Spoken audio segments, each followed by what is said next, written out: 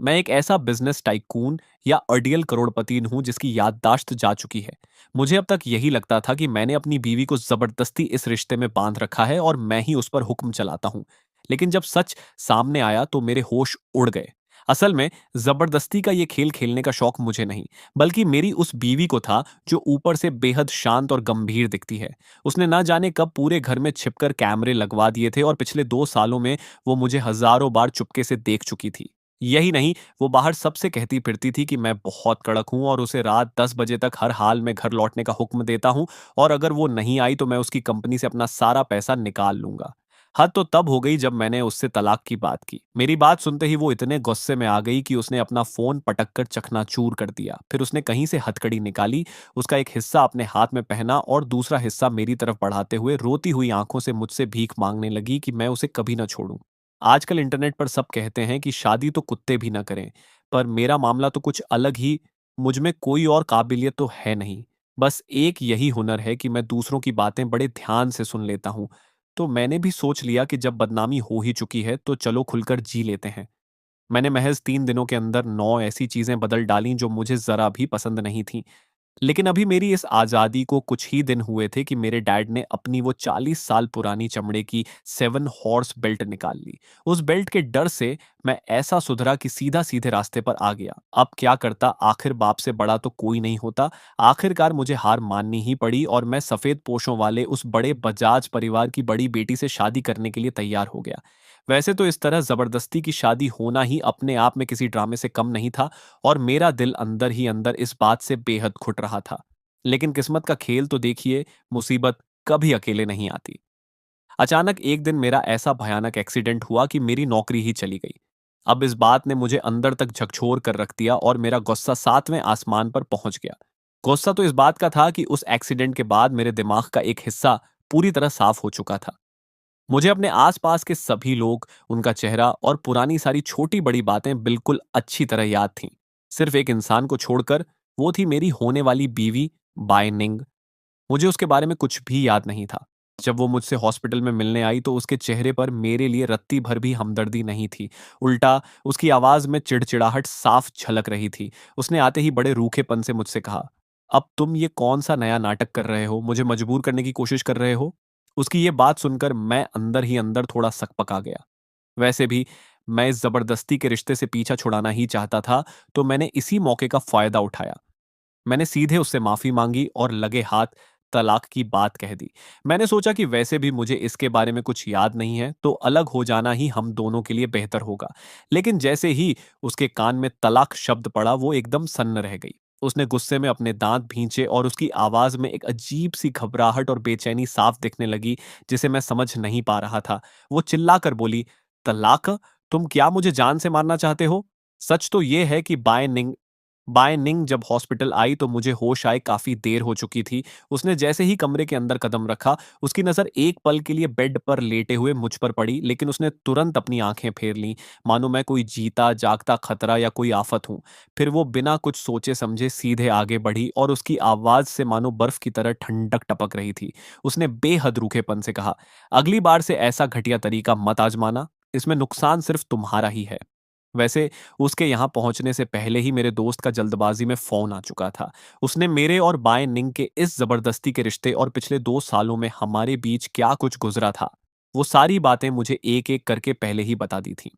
मैंने एक गहरी सांस ली, अपने दिल के अंदर की घबराहट और एक अजीब सी बेबसी को छुपाने की कोशिश की और सीधे उसकी तरफ देखते हुए कहा, "बाय निंग, मेरी याददाश्त जा चुकी है।"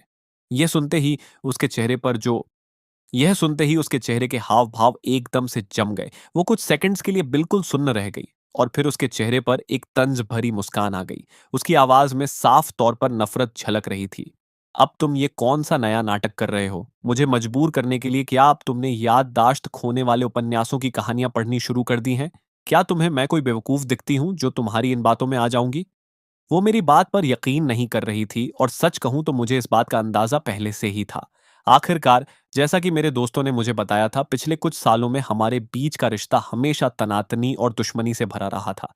हम दोनों एक दूसरे का चेहरा तक नहीं देखना चाहते थे।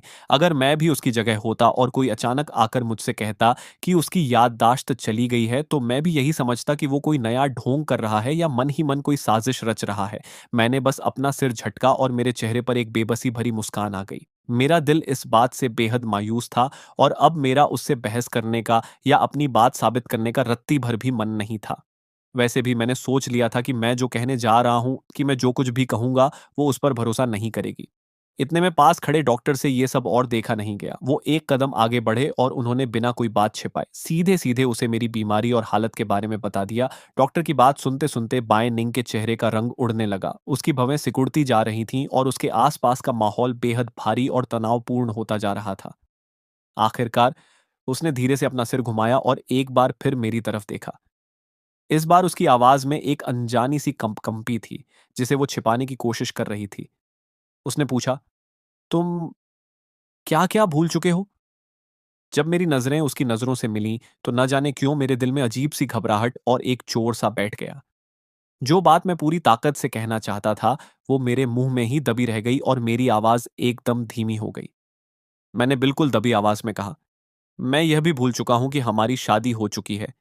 ये सुनते ही बाइनिंग बिल्कुल सुन्न रह गई और कई सेकंड्स तक मुझे एक तक देखती रही। उसकी आंखों में एक अजीब सा खालीपन और ऐसी उलझन थी, जिसे मैं चाहकर भी समझ नहीं पा रहा था। मैंने अपनी बात को आगे बढ़ाते हुए कहा, तलाक के बाद मैं तुम्हें जितना हो सके उतना मुआवजा देने की कोशिश करूंगा। तुम्हें कैश चाहिए या कंपनी के शेयर्स, तुम जो भी चाहो मुझसे मांग सकती हो। मैं मन ही मन ये सोच रहा था कि जब मैं ठीक था, तब शायद मैंने ही उसके साथ बहुत बुरा बर्ताव किया था, इसलिए अब उसे मुआवजा देना मेरा फर्ज बनता है।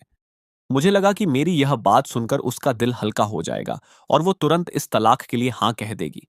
लेकिन मेरे होश तो तब उड़ गए जब मेरी यह बात सुनते ही बाएं निंग का गुस्सा शांत होने के बजाय और ज्यादा भड़क गया। उसका चेहरा बुरी तरह उतर गया, उसकी भवें बुरी तरह सिकुड़ गईं और वो बेहद हैरान होकर मुझे देखने लगी। उसने अपनी आंखें मुझ पर टिका दी और गुस्से में अपने दांत भींचते हुए एक एक शब्द पर जोर देकर बोली।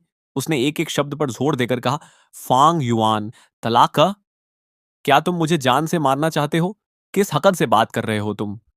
जब तुम्हारा मन किया तुमने शादी कर ली और अब जब मन कर रहा है तो तलाक कह रहे हो? मैं तुम्हें साफ-साफ बता देती हूँ, ऐसा कभी नहीं होगा। तुम पूरी ज़िंदगी मुझसे पीछा नहीं छुड़ा पाओगे। यहाँ तक कि अगर तुम किसी और को पसंद भी करने लगो, तब भी मैं तुम्हें नहीं छोड़ूँगी। वो जैसे-जैसे बोल रही थी, उसका गुस्सा और उसकी बेचैनी बढ़ती ही जा रही थी। उसकी आवाज़ में एक अजीब-सा पागलपन था जो रुकने का नाम नहीं ले रहा था। बोलते-बोलते आखिर में उसकी आँखें धीरे-धीरे लाल होने लगीं और उनमें आँसू तैर आए। उस वक़्त उसे देखकर ऐसा लग रहा था मानो वो कितनी बेबस और लाचार हो। उसे इस हालत में देखकर मेरे तो हाथ-पाँव फूल गए। मुझे कुछ समझ नहीं आ रहा था कि मैं क्या करूँ? उसकी ये हालत मुझसे देखी नहीं जा रही थी और मेरे मुँह से एक शब्द नहीं निकल रहा था। हार मानकर मैंने तुरंत अपनी कही हुई बात वापस लेने में ही भलाई समझी। मैंने तुरंत अपनी बात बदली और मेरी आवाज़ भी एकदम धीमी हो गई। मैंने कहा, अब अरे मैं तो बस ऐसे ही कह रहा था। अगर तुम अलग नहीं होना चाहती तो हम तलाक नहीं लेंगे। अब गुस्सा थूक भी दो, प्लीज़ मान जाओ ना। मेरी बात सुनते ही बाएँ निंग ने झटके से अपना चेहरा दूसरी तरफ घुमा लिया और अकड़ते हुए बोली, किसने कहा कि मैं अलग नहीं होना चाहती? ज़्यादा अपने आप को खुदा मत समझो। मैंने एक बेबस सी सांस ली और मन ही मन सोचने लगा, बाप रे! लड़कियों को समझना सच में दुनिया का सबसे मुश्किल काम है। फिर भी मैंने अपने सब्र का बांध टूटने नहीं दिया और उसे बहलाते हुए कहा, अच्छा बाबा, ठीक है, तुम नहीं बल्कि मैं ही तुम्हारे बिना नहीं रह सकता और मैं ही अलग नहीं होना चाहता। अब खुश? असल में मुझे डर है कि जब मुझे सब कुछ याद आ जाएगा, तो मैं आज की इस बात पर बहुत पछताऊँगा। फिर मुझे ही तुम्हारे सामने दोबारा शादी के लिए गिड़गिड़ाना पड़ेगा। अब तो मान जाओ। ये सुनकर बाइनिंग ने अपनी गर्दन घुमाई और मुझे डराने के अंदाज में घूर कर देखा, लेकिन इस बार उसकी आवाज काफी नरम पड़ चुकी थी। वो धीरे से बड़बड़ाई, शुरुआत से बात तो यही थी, उसे इस तरह ऊपर से नखरे दिखाते और अंदर से मान जाते हुए देखकर उसे इस तरह ऊपर से नखरे दिखाते और अंदर से मान जाते हुए देखकर मेरे दिल में एक बेबसी सी जागी। सच में लड़कियों को मनाना दुनिया का सबसे थका देने वाला काम है। मुझे लगा कि इस काम में तो एक्सीडेंट से भी ज्यादा थकान हो गई है। मेरा पूरा बदन अंदर से टूट रहा था। हॉस्पिटल से घर लौटते वक्त पूरे रास्ते बाएं निंग ने मुझसे एक शब्द भी नहीं कहा। गाड़ी के अंदर ऐसा सन्नाटा पसरा था कि सुई भी गिरे तो आवाज आ जाए। माहौल इतना अजीब और भारी था कि मेरी भी हिम्मत नहीं हुई कि मैं खुद आगे बढ़कर कोई बात शुरू करूं। खैर, गाड़ी के इस सफर के दौरान मैंने उस खाली वक्त का फायदा उठाया। मैंने अपने दोस्तों से मिली टूटी-फूटी जानकारियों को आपस में जोड़ा और आखिरकार मुझे समझ आ ही गया कि मेरे और उसके बीच की असल कहानी क्या थी। कहानी बड़ी सीधी-सी थी। शुरुआत में मुझे बाय से पहली ही नज़र में प्यार हो गया था। मैं पूरे दिल से उसके पीछे पागल था और उसे पाने की कोशिश में लगा हुआ था, लेकिन उसने बिना कुछ सोचे-समझे मुझे साफ मना कर दिया। पर किस्मत का खेल देखिए, ठीक उसी वक़्त उसके परिवार पर मुसीबतों का पहाड़ टूट पड़ा। उनका पूरा बिज़नेस डूब गया और वो लोग सड़क पर आ गए। उस वक़्त मैं शायद बहुत घबरा गया था या फिर मुझसे अपनी हार बर्दाश्त नहीं हुई। इसलिए मैंने आव देखा ना ताव और सीधे उनके बचने के सारे रास्ते बंद कर दिए और इसी बात का फ़ायदा उठाकर मैंने उसे मजबूर किया कि वो मुझसे शादी कर ले। बस यही वजह थी कि हमारी शादी के इन 2 सालों में उसने मुझसे कभी सीधे मुँह बात नहीं की। उसके दिल में मेरे लिए सिर्फ़ और सिर्फ़ नफ़रत और कड़वाहट भरी हुई थी। यह सब सोचकर मैंने मन ही मन अपने सिर पर हाथ रख लिया। हे भगवान! ये क्या पाप कर बैठा था मैं। न जाने उस वक़्त मेरे दिमाग पर क्या भूत सवार था जो मैं दूसरों की देखा-देखी ज़बरदस्ती का ये खेल खेलने चला था और एक अच्छे भले रिश्ते का ऐसा कबाड़ा कर दिया। लेकिन इस वक़्त जो बात मुझे सबसे ज़्यादा परेशान कर रही थी, वो कुछ और ही थी। गाड़ी में बैठे-बैठे जब मैंने बाएँ निंग के उस बेहद खूबसूरत और तीखे चेहरे को देखा, तो मेरे दिल में एक बार फिर हलचल होने लगी। मेरा ये आवारा दिल फिर से उसी ज़बरदस्ती वाले रास्ते पर जाने के लिए मचल रहा था। सच में, मेरा ये दिमाग पूरी तरह खराब हो चुका है, इसका कोई इलाज नहीं है। मैंने झटके से अपना सिर हिलाया ताकि अपने दिमाग में चल रहे इन उल्टे-सीधे और अजीब ख़यालों को ज़बरदस्ती बाहर निकाल सकूँ। उन अजीब ख़यालों को मैंने ज़बरदस्ती अपने दिमाग से बाहर निकाला और मन ही मन पक्का इरादा कर लिया कि इस बार मैं सुधर कर रहूँगा, एक शरीफ इंसान बनूँगा और दोबारा कभी ज़बरदस्ती जैसी कोई ओछी हरकत नहीं करूँगा। वैसे जब से हॉस्पिटल में बाय निंग ने मेरे मुँह पर मेरी पुरानी करतूतों का चिट्ठा खोला था, तब से उसने मुझे पूरी तरह से नज़रअंदाज करना शुरू कर दिया था, मानो मैं कोई अदृश्य चीज़ हूँ। मैं कितनी भी बातें करने की कोशिश करता, वो मुझे कोई भाव नहीं देती थी और उसका चेहरा हमेशा बर्फ की तरह ठंडा रहता था। अब ख़्याल तो इस बात का आ रहा था कि रात को मुझे उसी के साथ एक ही कमरे में, एक ही बेड पर सोना है। एक बंद कमरे में हम दोनों का अकेले होना। यह सोचकर ही मेरे दिल में ना चाहते हुए भी लड्डू फूटने लगे थे और मैं न जाने क्या-क्या ख़याली पुलाव पकाने लगा था। लेकिन जैसे ही मैंने पलटकर उसके उस बेजान और बिना किसी हाव-भाव वाले चेहरे को देखा, जो किसी पत्थर की मूरत जैसा लग रहा था, उस चेहरे को देखते ही मेरे दिल में लगी वो छोटी-सी चिंगारी पल भर में बुझ गई। मैंने मन ही मन खुद से कहा, "छोड़ो यार, ज़बरदस्ती का प्यार कभी रास नहीं आता, क्यों खामखा अपनी बेइज्जती करानी?" मैंने अपने दांत भींचे और तुरंत अपना बोरिया बिस्तर समेटना शुरू कर दिया। मैंने सोच लिया था कि मैं खुद ही दूसरे कमरे में जाकर सो जाऊंगा। कम से कम उसके नखरे तो नहीं देखने पड़ेंगे और मेरा ये आवारा दिमाग भी उल्टी सीधी बातें सोचने से बच जाएगा। लेकिन जैसे ही मैं अपना सामान लेकर पलटा, मैं सीधे एक गर्म बदन से जा टकराया। बाएं निंग अब भी अभी नहाकर बाहर निकली थी। उसने ढीला ढाला सा बाथरोब पहन रखा था और उसकी कमर के पास से उसकी वो परफेक्ट टोन बॉडी की बनावट साफ नजर आ रही थी जो बाथरोब के नीचे जाकर छिप रही थी। उसे इस हाल में देखकर मेरी आंखें फटी की फटी रह गईं। मैंने मन ही मन खुद को एक गाली दी। लानत है मुझ पर। 2 साल पहले की मेरी पसंद वाकई लाजवाब थी। मैंने इसे क्या खूब संभाला है। इसका फिगर तो सच में कातिलाना है। मैंने तुरंत अपनी नज़रें नीचे कर लीं और दोबारा उसकी तरफ देखने की हिम्मत नहीं जुटा पाया ताकि मेरे दिमाग में फिर से कोई उल्टा-सीधा ख़्याल न आ जाए। मैंने खुद को सँभाला और अपनी आवाज़ को जितना हो सके उतना नॉर्मल रखते हुए कहा, "मुझे पता है कि तुम मेरे साथ एक ही बेड पर नहीं सोना चाहती। इसलिए मैं दूसरे कमरे में सोने जा रहा हूँ ताकि तुम्हें कोई परेशानी ना हो।" इतना कहकर मैं वहां से तुरंत खिसकने ही वाला था, क्योंकि मैं वहां एक सेकंड भी और नहीं रुकना चाहता था। मुझे डर था कि कहीं मेरा खुद पर से काबू न खो जाए, लेकिन मैं अब भी 2 कदम ही आगे बढ़ा था कि किसी ने मेरा रास्ता रोक लिया। बाय निंग ठीक मेरे सामने आकर खड़ी हो गई थी। उसके बदन से उठती नहाने के बाद की वो हल्की सी गर्माहट सीधे मुंह तक पहुंच रही थी और उसकी सांसों में घुली वो हल्की सी बॉडी वॉश की खुशबू सीधे मेरे अंदर तक उतर रही थी। उसने अपनी आंखें उठाई और मेरी तरफ देखा। उसकी नज़रों में एक अजीब-सा रौब था। उसने कहा, "फ़ांग युआन, मुझे तुम्हें एक बात याद दिलाने की ज़रूरत है। तुम दूसरे कमरे में नहीं सो सकते। यह नियम तुमने ही इस घर के लिए तय किया था।" मैं कुछ पलों के लिए बिल्कुल सन्न रह गया, पर अगले ही पल मुझे पूरी बात समझ आ गई। यानी ये अजीबो-गरीब नियम किसी और ने नहीं, बल्कि मैंने खुद अपने ही पैरों पर कुल्हाड़ी मारने के लिए बनाया था। पर मेरा दिल इतनी आसानी से हार मानने को तैयार नहीं था और मैं अपना थोड़ा रुतबा वापस पाना चाहता था। तो मैंने भी अपनी गर्दन अकड़ाई और कहा, अगर नियम मैंने बनाया था, तो तुम्हें उसे मानना ही पड़ेगा। पर मुझे तो लगता है कि तुम ऊपर से कुछ और अंदर से कुछ और ही हो। साफ दिख रहा है कि तुम नहीं चाहती कि मैं यहां से जाऊं, पर फिर भी जानबूझकर ये नखरे दिखा रही हो। मेरी इस बात का बाय निंग पर कोई असर नहीं हुआ। उसके चेहरे के हाव भाव पहले की तरह ही बिल्कुल शांत और ठंडे रहे। उल्टा वो एक एक कदम बढ़ाते हुए मेरे और करीब आने लगी। उसकी आवाज में एक अजीब सी बेबसी और खुद पर ही हंसने का अंदाज था।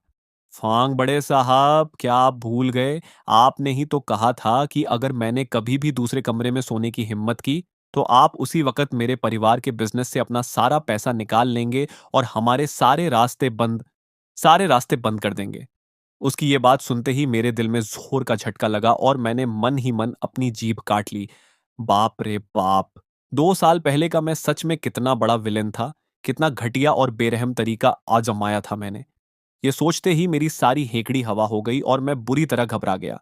अब मेरी हिम्मत नहीं हो रही थी कि मैं उसकी आंखों में आंखें डालकर देख सकूं।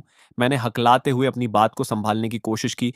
वो वो नियम तो तुम्हारे लिए था ना? मैं अगर दूसरे कमरे में जाकर सोता हूं तो उससे उस नियम पर कोई फर्क नहीं पड़ता। इसे नियम तोड़ना नहीं कहेंगे? इतना कहकर मैं वहां से भागने ही वाला था, लेकिन इससे पहले कि मैं अपना पैर आगे बढ़ाता, बाएं निंग ने झटके से मेरी कलाई पकड़ी और मुझे सीधे बेड पर खींच लिया। वो मेरे ठीक सामने आ खड़ी हुई और मुझे ऊपर से नीचे देखते हुए बेहद शांत आवाज में बोली, मैं ऐसा कोई मौका नहीं छोड़ना चाहती कि जब बाद में तुम्हारी याददाश्त वापस आए, तो तुम इसी बात को मुद्दा बनाकर मेरे साथ पुराना हिसाब किताब चुकता करने बैठ जाओ और कहो कि मैंने नियम तोड़ा है। इतना कहकर वो तुरंत पलटी और मेरी तरफ अपनी पीठ करके चुपचाप लेट गई। वो मेरी तरफ अपनी पीठ करके लेट गई और उसने दोबारा मेरी तरफ देखा तक नहीं। मैं बेड पर बैठा-बैठा कुछ सेकंड्स तक सोचता रहा। मेरे दिमाग में एक अजीब सी कशमकश चल रही थी। पर आखिरकार मैंने भी हार मानी और धीरे से उसके पास ही लेट गया। हम दोनों एक ही बेड पर थे, लेकिन मैंने जानबूझकर बीच में काफी फासला रखा ताकि मेरा हाथ भी उससे छुए नहीं। आज के दिन वैसे भी बहुत कुछ हो चुका था। पहले उसने हॉस्पिटल में मेरे सारे पुराने पाप गिनाए, फिर उसे मनाना पड़ा और ऊपर से दिमाग में चल रही इस उथल-पुथल ने मुझे अंदर से पूरी तरह थका दिया था। मेरा शरीर और दिमाग दोनों जवाब दे चुके थे, इसलिए लेटने के कुछ ही देर बाद मुझे गहरी नींद आ गई। अगली सुबह जब मेरी आंख खुली, तो मैं खुद को बाएं निंग की बाहों में पाकर दंग रह गया। न जाने रात को सोते-सोते मैं कब उसकी तरफ खिसक गया था और मेरा हाथ भी बिल्कुल नेचुरल तरीके से उसकी कमर पर लिपटा हुआ था। सुबह-सुबह का यह नज़ारा देखकर मेरे चेहरे पर एक मुस्कान आ गई। भले ही यहाँ तक पहुँचने का रास्ता थोड़ा टेढ़ा-मेढ़ा और मुश्किलों से भरा था, लेकिन सच कहूँ तो सुबह का यह अंजाम मेरे दिल को बेहद सुकून दे रहा था। मेरे दिल में लड्डू फूट रहे थे और मेरा मन कर रहा था कि थोड़ा और नखरा दिखाते हुए उसकी बाहों में दुबका रहूं और कुछ देर वहीं लेटा रहूं। लेकिन जैसे ही मैंने जरा सी हलचल की, बाएं निंग की आवाज सीधे मेरे सिर के ऊपर से गूंजी। उसकी आवाज में एक साफ मजाक और तंज था। याददाश्त जा चुकी है, पर मौका मिलते ही फायदा उठाना नहीं भूले। फांग युआन, वाकई तुम बड़े कमाल के इंसान हो। ऐन मौके पर रंगे हाथों पकड़े जाने की वजह से मेरा चेहरा शर्म से लाल हो गया और मेरे तो मानो तोते उड़ गए। मैं बुरी तरह घबरा गया और झटके से उसके पास से पीछे हटा। अब मेरी हिम्मत नहीं हो रही थी कि मैं उसकी आंखों में आंखें डालकर देख सकूं। बाएं निंग ने मेरी इस घबराहट और हड़बड़ाहट को देखा। उसने नाक सिकोड़ते हुए एक हल्की सी हुंकार भरी, पर आगे कुछ नहीं कहा। वो चुपचाप उठी और बेड से नीचे उतर गई। मैं बस चुपचाप उसकी पीठ को देखता रहा और मन ही मन बुदबुदाने लगा, हद है यार, पुराने दिनों में तो तुम मेरे मुंह पर बेइज्जती करने का कोई मौका नहीं छोड़ती थी। पुराने दिनों में तो तुम मेरे मुंह पर बेइज्जती करने का कोई मौका नहीं छोड़ती थी और मुझे जमकर खरी खोटी सुनाती थी। पर आज क्या हो गया? आज सिर्फ एक हल्की सी हुंकार भर के छोड़ दिया। न जाने मेरे चेहरे पर यह सब साफ-साफ दिख रहा था, या फिर उसने एक बार फिर मेरे दिल की बात भांप ली थी। मुझे अपनी इस हालत पर थोड़ी झेप महसूस होने लगी और मैं अपनी ही बात छुपाने के लिए थोड़े गुस्से में बोल पड़ा, तुम तो सच में बिल्कुल कद्रदान नहीं हो। मैंने ऐसा कौन सा बड़ा गुनाह कर दिया जो तुम ऐसे ताने मार रही हो? मेरी इस बात पर बाय निंग को गुस्सा आने के बजाय हंसी आ गई। वो धीरे से पलटी और मेरी तरफ देखने लगी। उसकी आंखों में एक शरारत भरी चमक थी और वो मजाक उड़ाने वाले अंदाज में बोली, पहले भी जब तुम्हें गुस्सा आता था तो तुम मेरे सामने बिल्कुल इसी तरह खिसियाकर चिल्लाया करते थे। उसकी ये बात सुनते ही मानो मेरे मुंह पर ताला लग गया और मैं एक शब्द भी नहीं बोल पाया। मैंने मन ही मन एक गहरी सांस ली। सच है, इंसान को कभी भी सिर्फ चेहरा देखकर दिल नहीं देना चाहिए। जैसे मैंने 2 साल पहले बिना सोचे समझे बाय निंग के इस बेहद खूबसूरत और कातिलाना चेहरे को देखकर अपना दिल हार बैठा था और उसे पाने के लिए हर जायज नाजायज रास्ता अपना लिया। पर नतीजा क्या निकला? मैं अपने घर में किसी बीवी को नहीं, बल्कि एक साक्षात आफत को ले आया हूं जो हर वक्त मुझसे दो दो हाथ करने के लिए तैयार रहती है। इसे ही कहते हैं अपने पैरों पर खुद कुल्हाड़ी मारना। जब खाने का वक्त हुआ तो मैं और बायनिंग डाइनिंग टेबल पर एक दूसरे के आमने सामने बैठ गए। टेबल पर तरह तरह के लजीज पकवान सजे हुए थे, लेकिन हमारे बीच का माहौल उतना ही ठंडा और खामोश था। तभी अचानक मेरे दिमाग में एक ख्याल आया और मेरे अंदर इस बात को जानने की उत्सुकता बढ़ गई कि हमारे इस रिश्ते का इकलौता सबूत आखिर है कहाँ। मैंने अपनी नजरें उठाईं और हमेशा की तरह इस सन्नाटे को तोड़ने के लिए पहली शुरुआत मैंने ही की। मैंने सीधे उससे पूछा, हम दोनों का मैरिज सर्टिफिकेट यानी शादी का सर्टिफिकेट कहाँ रखा हुआ है? मैं बस उसे एक बार देखना चाहता हूँ। ये सुनते ही बायनिंग के हाथ में जो सूप का चम्मच था, यह सुनते ही बायनिंग के हाथ का चम्मच वहीं का वहीं ठहर गया। वो कुछ सेकंड्स के लिए हवा में ही जम गई, पर फिर उसने तुरंत खुद को संभाला और बिना कोई हाव भाव बदले बेहद ठंडे अंदाज में कहा, वो तो मैंने कब का फाड़ कर फेंक दिया, वरना संभाल कर रखती भी क्यों उसे? इतना कहकर वो थोड़ा मेरी तरफ झुकी। उसकी आंखों में कोई भाव नहीं था और उसकी आवाज में वही पुरानी बर्फ जैसी ठंडक थी। क्यों? क्या तुम ये चाहते थे कि मैं उसे तिजोरी में संभाल कर रखूं, ताकि जब भी मेरी नजर उस पर पड़े मुझे वो गुजरा हुआ कल याद आए कि कैसे तुमने मुझे मजबूर करके ये शादी की थी? उसकी यह बात सुनते ही मानो मेरे सांप सूंघ गया। मेरे पास उसकी किसी भी बात का कोई जवाब नहीं था और मैं अंदर ही अंदर शर्मिंदगी और अफसोस से पानी पानी हो गया। मुझसे और कुछ कहते नहीं बना, तो मैंने चुपचाप अपना सिर नीचे झुकाया और बिना कुछ बोले अपनी प्लेट में रखे खाने को चम्मच से कुरेदने लगा। मैं मन ही मन उसकी इस बेरुखी और जले पर नमक छिड़कने वाले अंदाज को देख रहा था। उसे इस तरह जरा भी परवाह न करते हुए और जले पर नमक छिड़कते हुए देखकर मैं मन ही मन बिल्कुल हैरान रह गया। मैंने बिना कुछ कहे सीधे उसे 6 डॉट्स भेज दिए, क्योंकि अब मेरे पास बहस करने की न तो हिम्मत बची थी और न ही मन। मैं बस अपना फ़ोन उठाकर एक वीडियो कॉल करने ही वाला था, ताकि उसे अपनी सारी तड़प और परेशानी अच्छे से समझा सकूं, कि तभी अचानक नीचे से ज़ोर-ज़ोर से चिल्लाने और शोर-शराबे की आवाज़ें आने लगीं, जिसने मेरे विचारों को वहीं रोक दिया। मैं तुरंत उठकर नीचे गया ताकि देख सकूं कि माजरा क्या है। नीचे पहुंचते ही मेरी नजर एक अजनबी लड़की पर पड़ी जिसके बाल नीले रंग के थे। वो बड़े मजे से हंसती खिलखिलाती हुई बाएं निंग के बिल्कुल करीब चिपक कर बातें करने की कोशिश कर रही थी।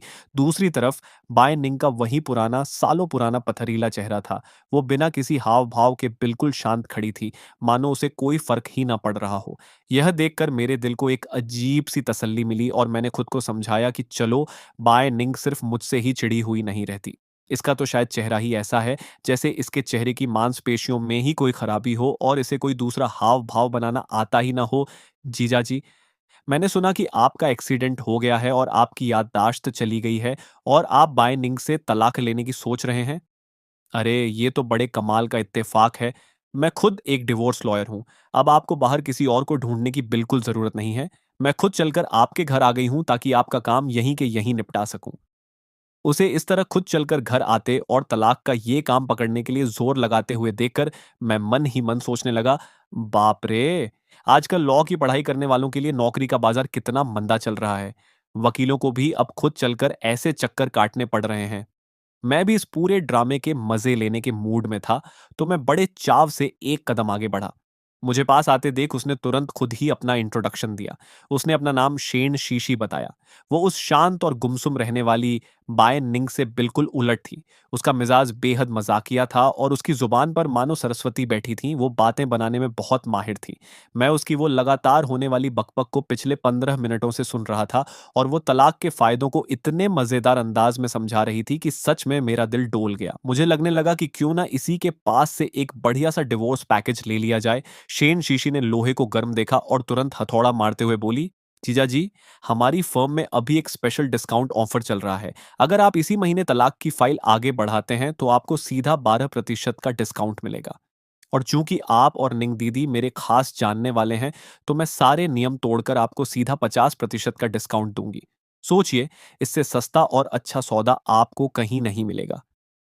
अब भला आधी कीमत पर तलाक होने की बात सुनकर किसका दिल नहीं मचलेगा। मुझे भी लगा कि यह मौका हाथ से नहीं जाने देना चाहिए। तभी मुझे शादी के सर्टिफिकेट वाली बात याद आई, तो मैंने तुरंत उससे पूछा, देखो, ऑफर तो तुम्हारा बहुत जबरदस्त है और मेरा मन भी कर रहा है, लेकिन दिक्कत ये है कि हमारा मैरिज सर्टिफिकेट तो फट चुका है, तो क्या तलाक लेने से पहले हमें दोबारा नया सर्टिफिकेट बनवाना पड़ेगा? शेन शीशी ने जैसे ही मेरी ये शेन शीशी ने जैसे ही मेरी ये बात सुनी, उसके चेहरे पर अचरज के भाव आ गए। वो बारी-बारी से मुझे और बाय निंग को घूरने लगी और फिर अचानक बोल पड़ी, "अरे! आप दोनों का मैरिज सर्टिफिकेट तो निंग दीदी ने खुद बड़ी हिफाज़त से तिजोरी में लॉक करके रखा हुआ है ना। यहाँ तक कि उस तिजोरी का पासवर्ड भी आप दोनों की शादी की सालगिरह की तारीख ही है। दीदी ने तो खुद मुझसे कहा था कि आपने ही शुरुआत में उन पर यह दबाव बनाया था कि वो इसे इस तरह संभाल कर रखें। उसकी ये बात सुनते ही मेरे पैरों तले जमीन खिसक गई और मैं बिल्कुल सन्न रह गया। मेरा दिमाग चकराने लगा कि ये अचानक बैठे बिठाए कौन सी मुसीबत का ठीकरा मेरे सिर पर फोड़ा जा रहा है। मैं बेहद हैरान होकर तुरंत बाय निंग की तरफ घूमा ताकि इस बात की सच्चाई जान सकूं। मेरे मुड़ते ही बाय निंग की आंखों में एक पल के लिए साफ तौर पर घबराहट की एक लकीर दौड़ी, लेकिन अगले ही पल उसने खुद को संभाल लिया और फिर से वही पुराना बेरुखा चेहरा बनाकर खड़ी हो गई, मानो उसे इस बात से कोई लेना देना ही ना हो। वो बड़े शांत अंदाज में बोली, हाँ, तुमने ही तो मुझसे कहा था उसे तिजोरी में रखने के लिए। मैंने तुम्हारी बात नहीं मानी और उसे सीधे फाड़कर फेंक दिया। बस इतनी सी बात है। बायनिंग ने अपनी बात पूरी की। शेन शीशी ने कुछ सोचते हुए बाइनिंग को देखा और उसके चेहरे पर एक गहरी, सब कुछ समझ जाने वाली मुस्कान आ गई। वो सब कुछ ताड़ चुकी थी, पर उसने बात को आगे बढ़ाना ठीक नहीं समझा और वो चुप ही रही। बाइनिंग के चेहरे के हाव भाव देखकर शेन शीशी अपनी हंसी को बमुश्किल रोक पा रही थी। उसने तुरंत अपना मुंह मेरी तरफ घुमाया और बहुत ही संजीदगी से मेरे सवाल का जवाब देने लगी। जीजा जी, अगर सर्टिफिकेट सच में फट भी गया है तो कोई टेंशन की बात नहीं है। आप दोनों बस पहले मैरिज रजिस्ट्रेशन ऑफिस जाकर एक नया सर्टिफिकेट बनवा लीजिए। उसके बाद आराम से तलाक का प्रोसेस शुरू हो जाएगा। इसमें रत्ती भर भी झंझट नहीं है। मैंने भी बिना कुछ सोचे समझे हाँ में सिर हिला दिया। मेरा दिमाग अभी भी उसी नए सर्टिफिकेट को बनवाने की उधेड़-बुन में लगा हुआ था। मेरा ध्यान इस तरफ बिल्कुल नहीं गया कि मेरी इस बात पर बाय निंग का चेहरा अंदर ही अंदर बुरी तरह उतर चुका है और उसके पूरे बदन से गुस्से की तपिश साफ महसूस हो रही है। तभी अगले ही पल बाय निंग ने तभी अगले ही पल बाय निंग की आवाज में एक अजीब सी कड़वाहट और गुस्सा साफ महसूस हुआ। वो सीधे मेरी तरफ देखते हुए बोली, फांग युआन, तुम तो सच में मेरे पीछे ही पड़ गए हो।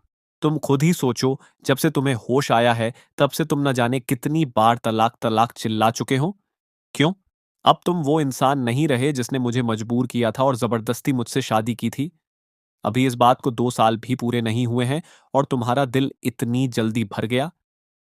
उसकी ये बात सुनकर अब जाकर कहीं मेरा दिमाग ठिकाने आया और मुझे एहसास हुआ कि वो थोड़ी बहुत नहीं, बल्कि बुरी तरह भड़की हुई है। उसके सिर से लेकर पैर तक साफ दिख रहा था कि वो इस वक्त गुस्से से लाल हो चुकी है। मैंने मन ही मन एक ठंडी सांस ली और खुद से कहा, चलो छोड़ो यार, अब जैसी भी है आखिरकार लड़की तो मेरी ही पसंद की है। अब चाहे जो हो, मुझे ही सब्र से काम लेना होगा, इससे सीधे मुकाबला करना समझदारी नहीं है। मैंने तुरंत अपने तेवर बदले और बहुत ही प्यार से अपनी आवाज को धीमा करते हुए कहा मैंने तुरंत अपने तेवर बदले और बहुत ही प्यार से अपनी आवाज को धीमा करते हुए कहा, अरे अरे, तुम इतनी परेशान मत हो। मैं तो बस ऐसे ही जनरल नॉलेज के लिए पूछ रहा था। मेरा सच में अलग होने का कोई इरादा नहीं है। परेशान? कौन परेशान हो रहा है? बायनिंग ने झटके से अपनी आवाज ऊंची की और उसकी बातों से साफ लग रहा था कि वो अपनी घबराहट को छिपाने की नाकाम कोशिश कर रही है। यह कहते हुए उसने तुरंत अपना मुंह दूसरी तरफ घुमा लिया ताकि मेरी नजरों से बच सके। लेकिन मैंने बिल्कुल साफ देख लिया था कि उसके कान के पीछे का हिस्सा धीरे धीरे लाल हो रहा था, जिसे वो चाहकर भी नहीं छुपा पा रही थी। शेन शीशी को शायद इस पूरे तमाशे में अभी और मजा लेना था, तो उसने आग में घी डालने का काम किया। वो हंसते हुए बोली, अरे छोड़ो भी यार, तुम दोनों चौबीसों घंटे बस ऐसे ही चूहे बिल्ली की तरह लड़ते रहते हो। रोज रोज की इस चिक चिक से तो वैसे भी प्यार कम हो जाता है। इससे तो अच्छा है कि अभी के अभी किस्सा खत्म करो और तलाक ले लो। चलो, इस बार मैं तुम्हें सीधा 70% का डिस्काउंट देती हूँ। बिल्कुल साफ सुथरा और पक्का काम होगा। तुम दोनों में से किसी का भी नुकसान नहीं होगा। सोचो, कितना फायदे का सौदा है। अभी उसकी बात पूरी भी नहीं हुई थी कि बाय निंग ने तैश में आकर सीधे टेबल पर रखा हुआ एक संतरा उठाया और पूरी ताकत से उसकी तरफ दे मारा। वो बेहद गुस्से में चिल्लाई, अगर अब तुम्हारी जुबान से एक शब्द भी और निकला या तुमने दोबारा हमें अलग होने की पट्टी पढ़ाई, तो याद रखना, मैं अभी के अभी तुम्हारे हाथ पैर तोड़ दूंगी। शेन शीशी तो उसकी ये कड़क तेवर देखकर एकदम से सन्न रह गई। उसने अपने वकील वाले करियर और अपनी कीमती जान के बीच महज कुछ सेकंड्स में ही फैसला कर लिया। उसने इसी में अपनी भलाई समझी कि यहाँ से चुपचाप खिसक लिया जाए। वो तुरंत पलटी और बिना कोई पलटवार किए वहां से 9-2-11 हो गई। शेन शीशी के जाने के बाद बाएं निंग के चेहरे का वो खौफनाक गुस्सा धीरे धीरे शांत होने लगा। देखने से तो ऐसा लग रहा था मानो अब उसका मूड ठीक हो चुका है, लेकिन इसके बाद उसकी हरकतें बड़ी अजीब सी हो गईं। वो जानबूझकर बार बार मेरे ही आसपास चक्कर काटने लगी। कभी वो मेरे सामने आकर किताब के पन्नों को जोर जोर से पलटने लगती ताकि सरसराहट की आवाज आए, तो कभी पानी पीते पीते जानबूझकर ग्लास को टेबल पर थक से रख देती। वो बस किसी भी तरह अलग अलग हथकंडे अपनाकर मेरा ध्यान अपनी तरफ खींचने की वो बस किसी भी तरह अलग अलग हथकंडे अपनाकर मेरा ध्यान अपनी तरफ खींचने की कोशिश कर रही थी। मैं ये सब देखकर पूरी तरह उलझन में पड़ गया। मेरा दिमाग चकराने लगा कि आखिर ये लड़की चाहती क्या है। जब मुझे कुछ समझ नहीं आया तो मैंने हार मानकर अपना फोन निकाला और सीधे शेन फान को मैसेज करके पूछा कि भाई, जरा इस बात का मतलब तो समझाओ। पर शेन फान ने जवाब में मुझे सिर्फ एक पसीना छूटने वाला इमोजी, स्वेटिंग इमोजी भेज दिया और आगे कुछ नहीं लिखा। साफ था कि वो भी इस उलझन को सुलझाने में मेरी कोई मदद नहीं कर पा रहा था।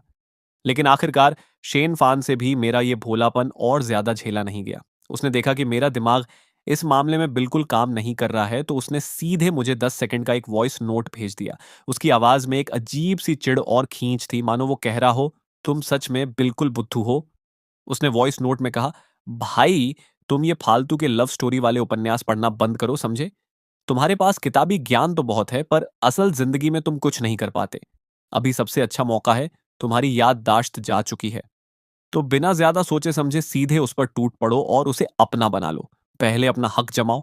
बाद में जब तुम्हारी याददाश्त वापस आ जाएगी और वो तुमसे दूर भागने की कोशिश करेगी, तो उसे सीधे कमरे में बंद कर देना।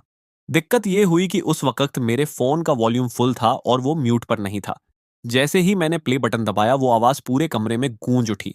जब तक मेरा दिमाग काम करता कि उसने क्या बकवास कह दी है और मैं झटके से उसे बंद करने भागता, तब तक बहुत देर हो चुकी थी। बाइनिंग ठीक मेरे बगल में खड़ी थी और उसने यकीनन एक एक शब्द बिल्कुल साफ साफ सुन लिया था। मैं वहीं का वहीं पत्थर बन गया। मेरी तो मानो सांसें ही थम गईं। मैं मन ही मन शेन फान को 800 गालियां दे रहा था और बुरी तरह डर रहा था कि अब बाय निंग का गुस्सा 7वें आसमान पर पहुंच जाएगा। लेकिन जिस तूफान का मुझे डर था, वो आया ही नहीं। बाइनिंग ने मुझ पर चिल्लाने के बजाय मेरी तरफ एक बेहद गहरी और रहस्यमयी नजर से देखा। उसके गालों पर एक अजीब सी लाली छा गई थी और उसके कान जो पहले थोड़े लाल थे, वो अब और भी ज्यादा सुर्ख हो चुके थे। यहां तक कि उसकी आंखों में मुझे हल्की सी एक उम्मीद, एक चाहत सी छिपी हुई दिखाई दी। मैं मन ही मन बुदबुदाया, भाई, एक्सीडेंट की वजह से मेरे दिमाग पर पक्का कोई गहरा असर हुआ है, वरना ऐसा कैसे हो सकता है कि मैं उसकी नजरों का मतलब ही ना समझ पाऊं। ये गुस्सा है, कोई उम्मीद है, या वो बस मेरी बेबसी का मजा ले रही है? तभी बाय निंग ने अपनी नजरें हटाईं और उसने अपनी उंगलियों से धीरे से अपने बालों को पीछे समेटा और एक हल्की सी हुंकार भरी। उसकी आवाज बेहद शांत और लापरवाह सी थी, लेकिन उसमें एक अजीब सा इम्तिहान लेने वाला अंदाज छुपा हुआ था। 2 साल तक शरीफ बनने का नाटक करते रहे, पर आखिरकार आज तुम्हारा सब्र टूट ही गया ना? मुझे उसकी इस बात का मतलब बिल्कुल समझ नहीं आया। मैं अभी उससे कुछ पूछने ही वाला था कि वो धीरे धीरे मेरी तरफ बढ़ने लगी। उसकी चाल बहुत धीमी थी, पर उसके कदमों में एक ऐसा रौब था जिसे चाहकर भी कोई रोक न सके। मैं घबराकर अपने कदम पीछे खींचने लगा। 1 कदम, 2 कदम, और तभी मेरी पीठ पीछे मौजूद ठंडी दीवार से जा टकराई। अब मेरे पास पीछे हटने का कोई रास्ता नहीं बचा था। बायनिंग ठीक मेरे सामने आकर रुक गई। वो थोड़ा सा आगे झुकी और उसके बदन की वो हल्की सी गर्माहट एक बार फिर मेरी सांसों में घुलने लगी। उसने अपनी पलकें झुकाईं, वो मेरे चेहरे के और करीब आई और अपने होंठों को थोड़ा सिकोड़ते हुए बिल्कुल चैलेंज करने वाले अंदाज में बोली, जिसमें एक हल्की सी नरमी भी छुपी हुई थी, फांग युआन, अगर तुम में सच में इतनी हिम्मत है तो बंद करके दिखाओ मुझे, करो बंद। एंग ये सुनते ही मैं तो पूरी तरह सोच में पड़ गया। मेरा दिमाग चकरा गया। भले ही उसकी ये बात सुनने में एक धमकी जैसी लग रही थी, पर न जाने क्यों मेरे दिल को बार बार ऐसा लग रहा था कि वो मुझे कोई इशारा दे रही है। ऐसा इशारा कि मैं बिना देर किए वही करूं जो शेन फान ने वॉइस नोट में कहा था, कि मैं अब और सीधा साधा बनने का नाटक छोड़ दूं। धमकी भरे लहजे में ये बात कहने के बाद बाय निंग का मूड अचानक बहुत बढ़िया हो गया। उसके चेहरे का वो पथरीला और ठंडापन काफी हद तक गायब हो चुका था और यहां तक कि उसकी आंखों की वो कड़वाहट भी अब थोड़ी नरम पड़ गई थी। वो मुड़ी और लिविंग रूम की तरफ जाकर अपने लिए पानी डालने लगी और साथ ही उसने खास तौर पर मेरे लिए भी एक ग्लास में पानी लाकर मुझे दिया। मैं हाथ में पानी का ग्लास पकड़े-पकड़े अपना सिर खपाता रहा, पर मुझे रत्ती भर भी समझ नहीं आया कि आखिर उसके इस बर्ताव का मतलब क्या था। जो लड़की अभी 1 सेकंड पहले इतनी कड़क दिख रही थी, वो अगले ही पल इतनी खुश और शांत कैसे हो गई? सच में, औरतों के दिल की बात समझना दुनिया का सबसे मुश्किल काम है। इसे तो समंदर की गहराइयों में जाकर सुई ढूंढने से भी ज्यादा पेचीदा कहा जा सकता है। जब मुझसे और कुछ सोचते नहीं बना, तो मैंने एक बार फिर अपना फोन निकाला और शेन फान को मैसेज टाइप करने लगा, ताकि उसे अभी-अभी हुए इस पूरे वाक़ये के बारे में ताकि उसे अभी-अभी हुए इस पूरे वाक़ये के बारे में एक-एक बात बिल्कुल बारीकी से बता सकूँ और वो मुझे इसका सही मतलब समझा सके। शेन फ़ान कुछ सेकंड्स के लिए बिल्कुल खामोश हो गया। फिर जब उसका रिप्लाई आया, तो वो पूरी तरह से सिर-पैर के बिना था, जिसका मेरी बात से कोई लेना-देना ही नहीं था। उसने लिखा था, "भाई, क्या तुमने कभी किसी रहस्यमयी भूतनी को गले लगाया है?" मैं स्क्रीन पर उसका यह मैसेज देखकर पूरी तरह भौंचक्का रह गया, मानो मेरे चेहरे पर एक बड़ा सा क्वेश्चन मार्क लग गया हो। मैंने मन ही मन उसे जोरदार गाली दी। "धत तेरे की, ये क्या बकवास है? इसका मेरे सवाल से दूर दूर तक क्या नाता है भाई?" अभी मैं उसे पलटकर कोई जवाब लिख ही रहा था कि उसका एक और मैसेज पॉपअप हुआ। "अगर तुमने ऐसा किया है तो भाई तुम्हें बहुत बहुत बधाई, अब तुम पूरी तरह उसके काबू में आ चुके हो।" मैंने अपना सिर पीट लिया। सच में उसका बहुत-बहुत शुक्रिया। बिल्कुल बेकार की बातें कर रहा था जिसका कोई सिर-पैर नहीं था। इस वक़्त मुझे किसी भूत-प्रेत की कहानी से कोई मतलब नहीं था। मैं तो बस इस उलझन से बाहर निकलना चाहता था। मैं तो सिर्फ़ ये जानना चाहता था कि हमारा मैरिज सर्टिफ़िकेट सच में फट चुका है या नहीं? क्या शेन शीशी ने जिस तिजोरी का ज़िक्र किया था, वो वाक़ई इस घर में कहीं है? अब आगे की पिछले कुछ दिनों से मेरी ये उलझन और ज़्यादा बढ़ती जा रही थी। कभी-कभी तो मुझे सच में समझ नहीं आता था कि 2 साल पहले मैंने ज़बरदस्ती बाय निंग को इस घर में कैद किया था, या फिर उसे खुद ही घर में दुब के रहना पसंद है। इन पिछले कुछ दिनों में उसने घर की दहलीज तक पार नहीं की थी। वो हर वक़्त चौबीसों घंटे बस मेरी आँखों के सामने ही चक्कर काटती रहती थी, जिसकी वजह से मुझे घर में उस तिजोरी को ढूँढने का एक छोटा-सा मौका तक नहीं मिल पा रहा था। यही नहीं, इस बीच बाय निंग के मुझे देखने के अंदाज में भी धीरे-धीरे बड़ा बदलाव आ रहा था। शुरुआत में उसकी आंखों में जो एक उम्मीद और चाहत दिखती थी, वो अब धीरे-धीरे अचरज और हैरानी में बदलने लगी थी, और अब तो उसकी नज़रों में एक अजीब-सी बेबसी और लाचारी साफ झलकने लगी थी। उसकी वो नज़रें मानो मुझसे चीख-चीख कर कह रही थीं, "तुम अभी तक हाथ पर हाथ धरे क्यों बैठे हो? तुम कुछ करते क्यों नहीं? क्या सच में तुम्हारा दिमाग पूरी तरह ठप हो चुका है?" उसका वो चिढ़ा हुआ और पूरी तरह निराश चेहरा देखकर मैं मन ही मन खुद भी बहुत बेबस महसूस कर रहा था। अरे भाई! जब मुझे कुछ समझ ही नहीं आ रहा तो मैं क्या करूँ? आखिरकार जब उसने मुझे 101वीं बार इशारा करने की कोशिश की और मैं हमेशा की तरह इस बार भी उसका इशारा समझने में बिल्कुल फेल हो गया, तो बाय-निंग के सब्र का बांध पूरी तरह टूट गया। वो बुरी तरह झुंझला गई और उसका चेहरा गुस्से से बिल्कुल तमतमा उठा, और उसने आखिरकार घर से बाहर कदम निकालने का फैसला कर ही लिया। उसने मुझसे कहा कि शेन शीशी और उसके दोस्तों ने आज रात उसे ड्रिंक्स पर बुलाया है। वो मेरे सामने आकर खड़ी हो गई। उसकी आवाज़ में एक अजीब-सा रूखापन था, मानो वो मुझे सिर्फ़ इन्फ़ॉर्म कर रही हो, या फिर शायद वो एक बार फिर मुझे आज़माने की कोशिश कर रही थी।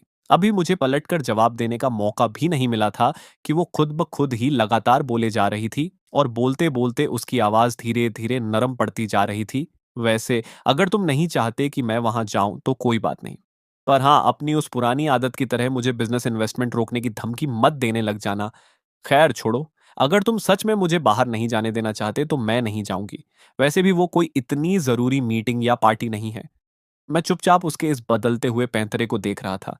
उसका चेहरा साफ चुगली कर रहा था कि वो जाना तो चाहती है, पर ऊपर से ऐसा दिखा रही है मानो उसे कोई परवाह ही ना हो। उसका वो मन ही मन तड़पना और ऊपर से अनजानी बनना देखकर मेरे दिल में तो मानो लड्डू फूट रहे थे। आखिरकार वो घड़ी आ ही गई थी जिसका मैं कब से इंतज़ार कर रहा था, उसका घर से बाहर जाना।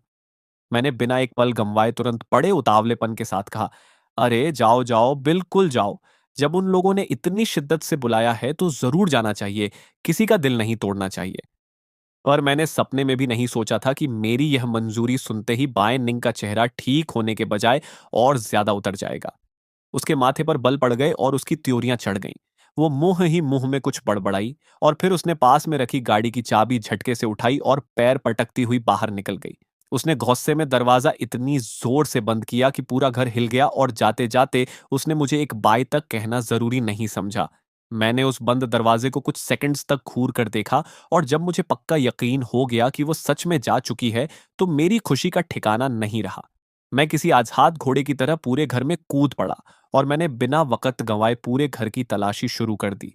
Living room, bedroom, study room, walk in closet, मैंने घर का एक-एक कोना छान मारा। यहाँ तक कि मैंने अलमारियों के ऊपर चढ़कर भी देख लिया, पर मजाल है कि मुझे उस तिजोरी की एक झलक भी कहीं दिखाई दी हो। अब पूरे घर में सिर्फ़ एक ही जगह बची थी जहाँ मैंने हाथ नहीं मारा था, और वो था वाइन सेलर यानी शराब का तहखाना।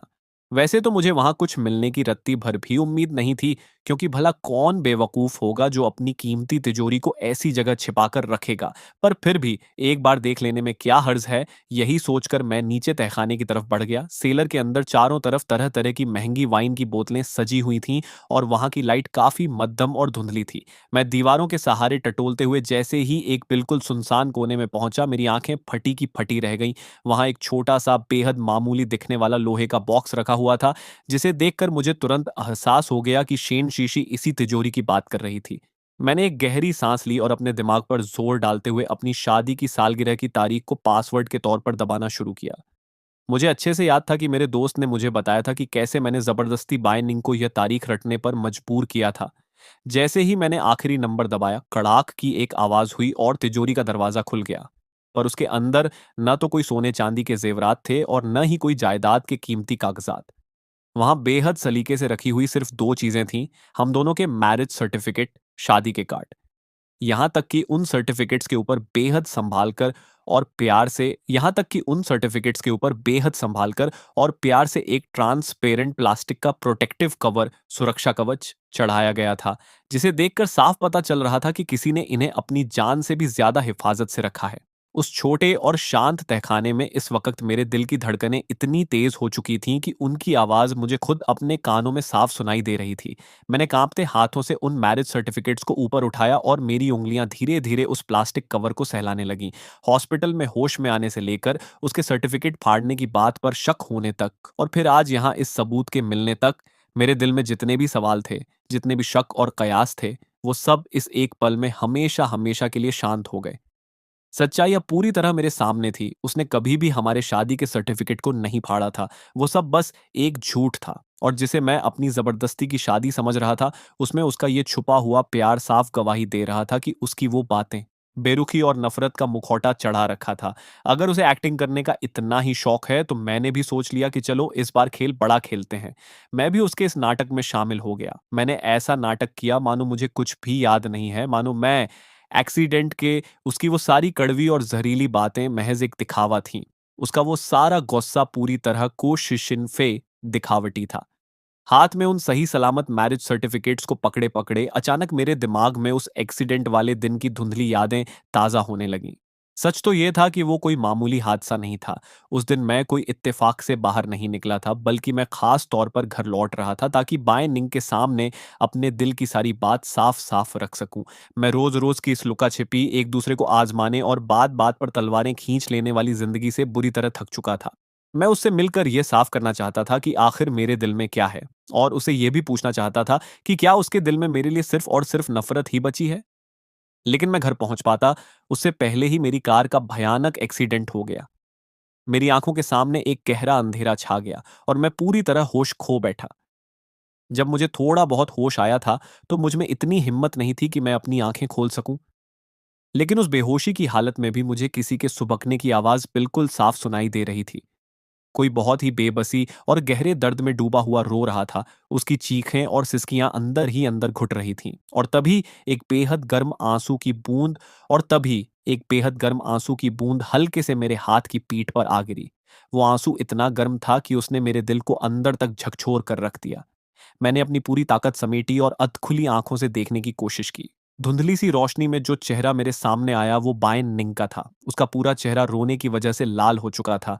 उसने अपने दोनों हाथों से मेरी उंगलियों को इतनी जोर से भींच रखा था कि उसके हाथों के जोड़ सफेद पड़ गए थे। उसकी आंखों में खून उतरा हुआ था और लाल कतरे साफ दिख रहे थे। उसका वो रोज का घमंड, वो पथरीला ठंडापन मानो कहीं हवा में उड़ चुका था। वहां अगर कुछ बचा था तो बस एक न छुपने वाला खौफ, गहरी चिंता और एक ऐसी शिद्दत भरी परवाह जो मैंने उसकी आंखों में आज से पहले कभी नहीं देखी थी। ठीक उसी पल मेरे दिल का कोई सोया हुआ कोना अचानक जाग उठा। मुझे पहली बार अंदर से यह एहसास हुआ कि शायद वो मुझसे प्यार करती है। मैं हमेशा से ही इन जज़्बातों के मामले में थोड़ा कच्चा और बुद्धू रहा हूँ। मुझे नहीं आता कि इन एहसासों को कैसे सँभाला जाता है। शुरुआत में तो बस उसका ये खूबसूरत चेहरा देखकर मैं इस कदर दीवाना हुआ कि मैंने आगे-पीछे कुछ नहीं सोचा और ज़बरदस्ती ज़बरदस्ती उसे हासिल करने के लिए आगे बढ़ गया। दरअसल, जब मैं पहली बार अपने दिल की बात कहने गया था, तो मैंने किसी को कहते सुना कि कोई उसे पैसों के दम पर अपना बनाने की सोच रहा है। ये सुनते ही मेरे हाथ-पाँव फूल गए और मैं घबरा गया। अपनी उसी सनक और दीवानगी में मैंने आव देखा न ताव, बस पहले बाजी मारने के चक्कर में ज़बरदस्ती दबाव बनाकर उसे मुझसे शादी करने पर मजबूर कर दिया। पर शादी तो हो गई, उसके बाद मुझे समझ ही नहीं आया कि मैं उसके साथ कैसा बर्ताव करूँ। अपने जज़्बातों को छुपाने के लिए मैंने खुद पर कड़कपन और तानाशाही का मुखौटा चढ़ा लिया और धीरे-धीरे वक़्त के साथ मैं उसकी नज़रों में एक ऐसा ज़ालिम बन गया, जो बस अपनी बात मनवाना जानता था। मैं हमेशा यही सोचता रहा कि वो मुझसे नफ़रत करती है, चिढ़ती है मुझसे, कि मैंने उसकी आज़ादी छीन ली और इतने घटिया हथकंडे अपनाकर उसे अपने पास कैद कर लिया। लेकिन उस दिन हॉस्पिटल में मेरे हाथ पर गिरा उसका वो गर्म आँसू, उसकी आँखों की वो घबराहट और तड़प, ये सब चीख-चीख कर कह रहे थे कि ऐसा बिल्कुल नहीं है। उस हादसे के वक़्त बेहोश होने से ठीक पहले मेरे दिमाग में हमारी वो लड़ाइयाँ या कड़वाहट नहीं आई थी, बल्कि मुझे याद आया तो बस उसका वो चेहरा, जब भी मैं बीमार पड़ता था, वो सारी-सारी रात मेरे सिरहाने बैठी रहती थी। मुझे याद आईं हमारी वो गिनी-चुनी तस्वीरें, जिनमें उसकी नज़रें हमेशा अनजाने में ही सही, पर सिर्फ़ मुझ पर टिकी रहती थीं। वो निगाहें इन पिछले 2 सालों के वो छोटे-छोटे पल थे जिन्हें मैं अपनी नासमझी में अनदेखा करता रहा। वो उसकी छुपी हुई मोहब्बत और नरमी ही तो थी। वो यकीनन मुझसे प्यार करती थी, बस उसका ये प्यार नफ़रत की एक झूठी परत और उसके ऊँचे घमंड के पीछे इस कदर छुपा हुआ था कि शायद वो खुद भी इस बात को मानने से कतरा रही थी। शुरुआत में मैंने सोचा था कि जब मैं अस्पताल से पूरी तरह ठीक होकर घर लौटूँगा, तो ये याददाश्त जाने का नाटक बंद कर दूँगा। मैं बहुत ही संजीदगी से उसके सामने बैठूंगा, अपने दिल की हर बात साफ कर दूंगा और वो सब कुछ जो मैंने उसके साथ गलत किया या जो खुशियां मैं उसे देना चाहता था, वो एक-एक करके पूरी करूंगा। पर मुझे क्या पता था कि ये बाइनिंग एक्टिंग के मामले में इतनी उस्ताद निकलेगी। दुनिया के सामने कुछ और पीठ पीछे कुछ और। इसके तो दो बिल्कुल अलग ही चेहरे थे। मुझे अच्छे से पता था कि वो बहुत पहले ही अस्पताल में मुझसे मिलने आ चुकी थी, पर मेरे सामने उसने ऐसा नाटक किया मानो वो अभी-अभी बस मजबूरी में पहुंची हो। दिल में वो मेरी इतनी परवाह करती थी कि उसकी जान निकली जा रही थी, पर चेहरे पर उसने वही पुरानी बात, सच में बिल्कुल सीधा-साधा और बुद्धू बन चुका हूँ। मैं तब तक इस भोलेपन का नाटक करने के लिए तैयार था, जब तक कि वो पूरी तरह हार न मान जाए। मैं उसे इस कदर मजबूर कर देना चाहता था कि उसके दिल की बात छुपने की कोई जगह ही ना बचे और वो अपने मुंह पर लगा ताला तोड़कर खुद अपनी जुबान से यह कबूल करे कि हाँ, वो मुझसे प्यार करती है। यह सोचते ही मेरे होठों पर एक शातिर और हल्की सी मुस्कान तैर गई। मैंने उन दोनों मैरिज सर्टिफिकेट्स को बहुत ही एहतियात से उस तिजोरी से बाहर निकाला और इस बार घर में एक ऐसी बेहद छुपी हुई और सुरक्षित जगह पर रख दिया जहां किसी की नजर न जा सके। इसके बाद मैंने उस लोहे के बॉक्स को वापस बिल्कुल वैसे ही लॉक करके उसी कोने में रख दिया, मानो वहां कभी कोई आया ही ना हो। मैं अभी यह सब समेटकर तहखाने से बाहर निकला ही था कि अचानक जेब में रखा मेरा फोन वाइब्रेट हुआ। स्क्रीन पर देखा तो शेन शीशी का मैसेज था, जिसने मुझे एक लाइव लोकेशन भेजी थी और साथ में एक टेक्स्ट लिखा था। जीजा जी, आप दोनों का ये कछुए जैसा धीमा ड्रामा अब मुझसे और नहीं झेला जा रहा। अपनी इस कछुए वाली रफ्तार को थोड़ा तेज करो भाई।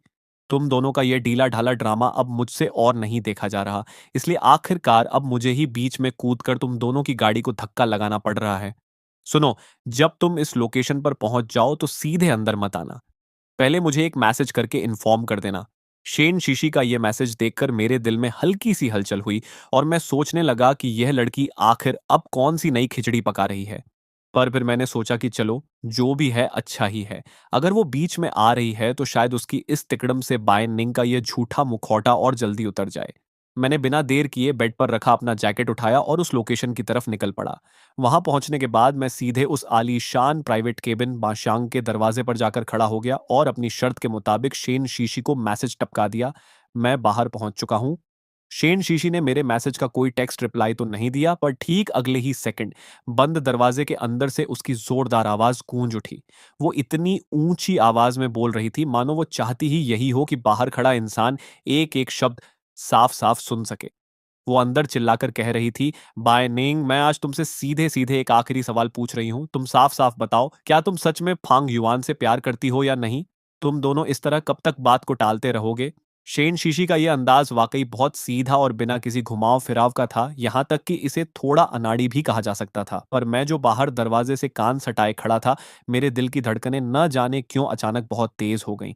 एक अजीब-सी घबराहट मेरे पूरे बदन में दौड़ गई। मैंने अपनी सांसों को बिल्कुल धीमा कर लिया ताकि अंदर से आने वाली बाएं निंग की आवाज का एक शब्द भी छूट ना जाए। केबिन के अंदर कुछ सेकंड्स के लिए बिल्कुल सन्नाटा छा गया और फिर उस खामोशी को चीरती हुई बाएं निंग की वो जानी पहचानी बर्फीली हंसी गूंजी। उसकी आवाज में एक अजीब सी बेरुखी नफरत और वही पुराना घमंड साफ झलक रहा था। प्यार? मैं और उससे प्यार करूंगी? ये नामुमकिन है। मैं तो उससे नफरत करती हूँ और मेरी यह नफरत पूरी जिंदगी के लिए भी कम है। और मेरी यह नफरत पूरी जिंदगी के लिए भी कम है। उसका यह तीखा लफ्ज़ मेरे कानों में पड़ते ही मेरे दिल की धड़कनें मानो एक झटके में नीचे गिर गईं। मुझे ऐसा लगा जैसे किसी ने मेरे दिल को अपने हाथों में लेकर बेरहमी से भींच दिया हो। एक मीठा और गहरा दर्द मेरे सीने में फैल गया, लेकिन इस सब के बावजूद मेरा दिमाग बिल्कुल साफ था। मुझे अच्छे से पता था कि ये उसकी असलियत नहीं है। ये तो बस उसका वही पुराना मुखौटा है। उसके जज़्बातों को छुपाने वाली उसकी वही पुरानी आदत। ये तो बस उसका वही पुराना मुखौटा है। उसके जज़्बातों को छुपाने वाली उसकी वही पुरानी आदत, उसकी अपनी प्रोटेक्टिव शील्ड, सुरक्षा कवच थी। शेन शीशी को शायद पहले से ही अंदाज़ा था कि वो यही घिसा-पिटा जवाब देगी, इसलिए उसकी आवाज़ में तंज़ और मज़ाक का अंदाज़ और ज़्यादा गहरा हो गया। वो हँसते हुए बोली, मेरी प्यारी बहन, तुमने खुद को 2 साल तक इस नफ़रत की पट्टी में बाँध कर रखा है। क्या अभी तक तुम्हारा मन नहीं भरा? तुम हर रोज अपनी जुबान से तो उसे कोसती रहती हो, उसे एक कौड़ी का भी नहीं समझती। पर सच तो यह है कि पीठ पीछे चुपके चुपके उसी की मोहब्बत में तड़पने का ये मजा कुछ खास अच्छा नहीं लग रहा होगा ना? और सच कहूं तो तुम आखिर किस बात पर नफरत कर रही हो? इस सारी नफरत के पीछे की असली वजह सिर्फ इतनी है कि तुम इस बात से चिढ़ती हो कि वो तुमसे उतनी शिद्दत से प्यार नहीं करता। तुम इस बात से जलती हो कि वो तुम्हारे दिल की बात कभी समझ ही नहीं पाया और उसने तुम्हारी इस बेपनाह मोहब्बत को हमेशा सिर्फ एक नफरत समझ लिया। अभी शेन शीशी की बात पूरी ही हुई थी कि केबिन के अंदर मौजूद दूसरी लड़कियों ने भी उसकी हाँ में हाँ मिलाना शुरू कर दिया। उनकी कही एक एक बात किसी तीर की तरह सीधे बाएं नींग के दिल के जख्मों पर लग रही थी। उनमें से एक लड़की बोली, हाँ निंग निंग, शेन शीशी बिल्कुल सच कह रही है, मैंने भी कई बार देखा है। फांग युआन भी तुम्हारी तरफ। उनमें से एक लड़की बोली, हाँ निंग निंग, शेन शीशी बिल्कुल सच कह रही है, मैंने भी कई बार देखा है। फांग युआन भी तुम्हारी तरफ कुछ खास ध्यान नहीं देता, यहाँ तक कि उसने अपने सोशल मीडिया या फ्रेंड सर्कल में कभी तुम्हारी एक फोटो तक शेयर नहीं की। ऐसा लगता है मानो उसके दिल में तुम्हारी कोई जगह ही नहीं है। दूसरी लड़की ने भी बहती गंगा में हाथ धोते हुए कहा, बिल्कुल सही बात है, मर्द तो होते ही ऐसे हैं जो चीज एक बार आसानी से मिल जाए फिर उसकी कद्र नहीं करते। तुम्हें क्या लगता है, क्या वो तुमसे बुरी तरह ऊब नहीं चुका होगा? और देखा जाए तो इसमें कोई अचरज की बात भी नहीं है। आखिरकार शुरुआत में उसने जबरदस्ती ही तो तुम्हारे साथ ये रिश्ता जोड़ा था। शायद उसके दिल में तुम्हारे लिए कभी कोई सच्ची फीलिंग्स थी ही नहीं। दोस्तों की ये चुपती और कड़वी बातें आखिरकार बाय निंग के बर्दाश्त के बाहर हो गईं। उसका वो सलीके से बनाया हुआ सब्र का बांध तिनके की तरह टूट गया। उसकी आवाज में एक हल्की सी सुबकाहट और रोने का दर्द साफ महसूस हो रहा था, पर फिर भी अपने उसी पुराने अड़ियल अंदाज को बनाए रखने की आखिरी कोशिश करते हुए वो चीख पड़ी, तुम सब के सब बकवास कर रहे हो, बंद करो अपनी ये बकवास। ऐसा कैसे हो सकता है कि वो मुझसे प्यार ना करे? मैं उसकी वो अमानत हूं जिसे उसने पूरी दुनिया से लड़कर जबरदस्ती छीना था। वो खुद थी जिसने मुझे अपने साथ शादी के बंधन में बांधने के लिए मजबूर किया था। उसने मुझे अपने पास कैद रखने के लिए इतनी बड़ी-बड़ी चालें चलीं, इतनी ताकत लगा दी, तो फिर ये कैसे मुमकिन है कि वो मुझसे मोहब्बत न करती हो? अंदर से आती हुई उसकी उस रोती और टूटती हुई आवाज़ को सुनकर अंदर से आती हुई उसकी उस रोती और टूटती हुई चीख को सुनकर मेरे दिल में मानो एक ज़ोरदार झटका लगा। अचानक मेरे दिमाग के बंद दरवाज़े खुलने लगे और अतीत के वो सारे धुंधले टुकड़े जिन्हें मैं बिल्कुल भूल चुका था, एक-एक करके मेरे सामने तैरने लगे। मुझे याद आया जब शुरुआत में मैं बाय निंग के पीछे दीवाना था और उसे प्रपोज़ करने की कोशिश कर रहा था, तब उसने एक दिन बेहद संजीदगी से मेरी आँखों में झाँकते हुए मुझसे पूछा था, "फांग युआन, आखिर क्यों? क्यों तुम सिर्फ मेरे ही पीछे पड़े हो?" उस वक़्त मुझ पर दीवानगी इस कदर हावी थी कि मैंने बिना कुछ सोचे समझे बेहद सीधे और बचकाने अंदाज में कह दिया था, क्योंकि मुझे तुम्हारा ये खूबसूरत चेहरा बेहद पसंद है। बाद में जब मैंने उसके सामने शादी का प्रस्ताव रखा, तब भी उसके माथे पर बल थे और उसने बेहद परेशान होकर फिर वही सवाल दोहराया था, "तुम ऐसा क्यों कर रहे हो?" और मैं तब भी अपनी उसी पुरानी ज़िद पर अड़ा रहा। मेरा अहंकार आड़े आ गया और मैंने कड़क कर सिर्फ़ इतना कहा, "क्योंकि मैं हार नहीं मानना चाहता। मैं तुम्हें इतनी आसानी से अपनी ज़िंदगी से जाने नहीं दे सकता। मैं यह बर्दाश्त ही नहीं कर सकता कि तुम किसी और की हो जाओ।" शुरुआत से लेकर आज तक की इस पूरी कहानी को जब मैंने एक नए नज़रिए से देखा, तो आखिरकार मुझे अपनी ज़िंदगी की वो सबसे बड़ी भूल समझ में आ गई जिसे मैं हमेशा अनदेखा करता रहा था। सच तो ये था कि मैंने आज तक कभी भी पूरे होशो-हवास में और पूरी शिद्दत के साथ उसके सामने खड़े होकर ये साफ-साफ लफ्ज़ों में कुबूल ही नहीं किया था कि बाय निंग, मैं तुमसे बेपनाह मोहब्बत करता हूँ। मेरी उस कड़वाहट, ज़बरदस्ती और तानाशाही के पीछे छुपा हुआ मेरा जो डर था, उसकी जो परवाह थी और जिसे मैं हमेशा अपने झूठे गुस्से के पीछे छुपाता आया था, वो सारी मोहब्बत, वो सारा छुपा हुआ भोलापन और नरमी उसने कभी देखी ही नहीं। वो उसे कभी समझ ही नहीं पाई। और मैं भी इतना डरपोक निकला कि कभी हिम्मत जुटाकर अपनी ज़ुबान से वो लफ्ज़ बाहर निकाल ही नहीं सका। अब मेरे दिल का तूफ़ान पूरी तरह मेरे काबू से बाहर हो चुका था। मैं खुद को 1 सेकंड के लिए भी और नहीं रोक सका। मैंने अपना हाथ आगे बढ़ाया और पूरी ताकत से उस केबिन का दरवाज़ा अंदर की तरफ धकेल दिया। दरवाज़ा खुलते ही अंदर का वो सारा शोर-शराबा और सन्नाटे में बदल गया, मानो वक़्त वहीं ठहर गया हो। कमरे में मौजूद हर एक शख्स की नज़र घूमकर सीधे मुझ पर टिक गई। बाय निंग ने भी झटके से अपनी गर्दन घुमाई और मुझे देखने लगी। उसके सामने टेबल पर शराब के कई खाली ग्लास बिखरे पड़े थे और उसकी उंगलियों में अब भी एक आधा भरा हुआ ग्लास दबा हुआ था। मुझे अच्छे से पता था कि वो शराब बर्दाश्त करने में कितनी उस्ताद है, इसलिए इतना सब कुछ पीने के बाद भी जब उसने मेरी तरफ देखा, तो उसकी आंखों में कोई नशा नहीं था, वो बिल्कुल होश में थी। लेकिन उसकी उन साफ और सुलगती हुई आंखों में इस वक़्त एक छुपा हुआ खौफ और घबराहट साफ तैर रही थी। और सिर्फ घबराहट ही नहीं, उन आंखों की गहराई में एक और चीज़ थी, एक दबी हुई, तड़पती हुई खुशी की चिंगारी जो बिल्कुल किसी अंधेरी रात में छिपे हुए जुगनू की तरह चमक रही थी। एक ऐसी चिंगारी जिसे अगर थोड़ा-सा भी बढ़ावा मिल जाता तो वो पूरे जंगल में आग लगा देती। मैं वहाँ खड़े हर एक इंसान की हैरान नज़रों का सामना करते हुए धीरे-धीरे आगे बढ़ने लगा।